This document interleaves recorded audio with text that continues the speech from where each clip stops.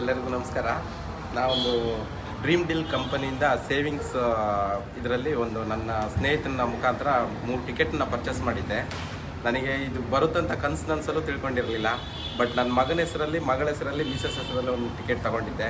But first ಕಂತು ಕಟ್ಟಿರೋದು 1,000 ರೂಪಾಯಿ ಅಷ್ಟೇ ಕಟ್ಟಿರೋದು. ನನಗೊಂದು ಡ್ರೀಮ್ ಡೀಲ್ ಕಂಪನಿಯಿಂದ ಒಂದು ಹೊಸ ಕಾರ್, ಇಗ್ನಿಸ್ ಕಾರ್ ಸಿಕ್ಕಿದೆ.